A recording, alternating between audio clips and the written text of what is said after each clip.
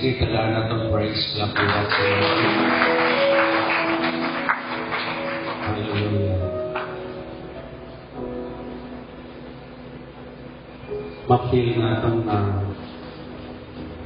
how wonderful, how great, how usap, kung sa kamaayo, kung sa kalingkod, kung sa kamaayo ang Diyos. Sa worship natin, mas tahong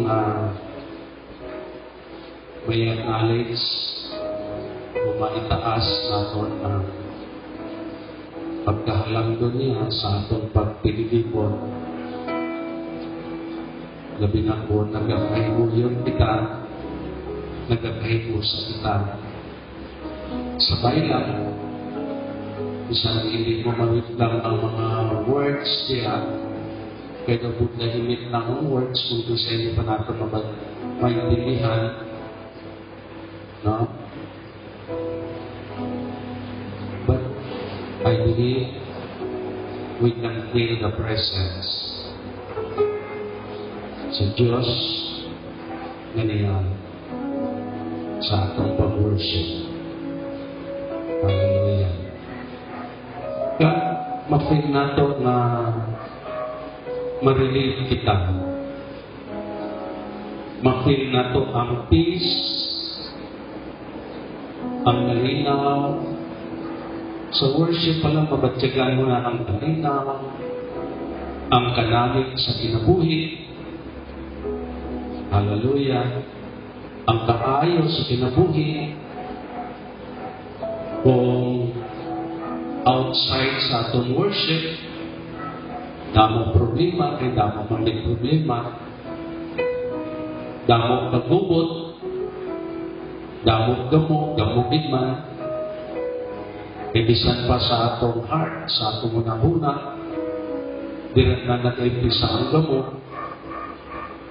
But if we try to worship the Lord from the heart and from all our being, mabatyagan natin ang kalinaw, ang kalipay, ang kanamit sa kinabuhi.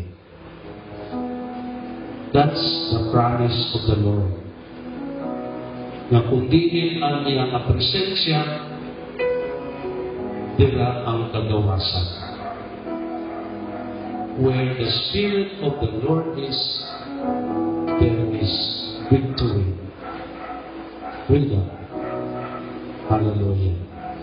So, kung may heart kita matutuwad na mag-worship sa iya, mabatyagan din natin ang kanami sa kinabuhi. Sa worship pa lang, hallelujah, may peace of the heart na kita. May kadalaan na kita sa kinabuhi. Kung amunin ang loyalty Lord sa ating kabuhi. And that is why He said, gusto niya na ma-worship iyang pangalan. Agud nga mabatyagan kag madawat nato ang maayo kag kanami sa kinabuhi. Nagpakilala lang sa worship time pa lang, bless na kita. Hallelujah. That is why nagain na nagatako instruction before reading the scripture, hindi lang natin na ipaka-simple kung maminaw kita sa Word of God. No? Hindi lang din natin ipaka-simple.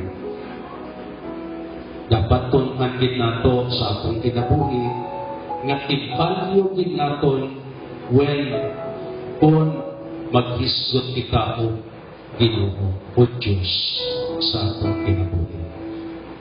Wala na sangliwan nga pinakahalangdon, wala na sangliwan nga pinakataas, wala na sangliwan nga pinakapahibulungan wala na sangliwan na pinakagamhanan, wala na sangliwan. Diyos langit. Kag wala din siyang maikumpara sa iya. So sa aton palangadaan, ipakita naton sa tanan nga movement naton nga mas interested kita. Nga mas mag-respect kita sa iya. Nga magtahod kita sa iya. Nga magkilala kita sa iya. Nga siya gid ang Diyos kang pinakagamhanan, walang naliwan sa aton kabuhi. And that is why ang kaya nato nga magpakita sa dako nga respeto sa iya lang. Can you say amen? Tagana na to praise, love si Lord. Hallelujah. Hallelujah. Praise the name of Jesus.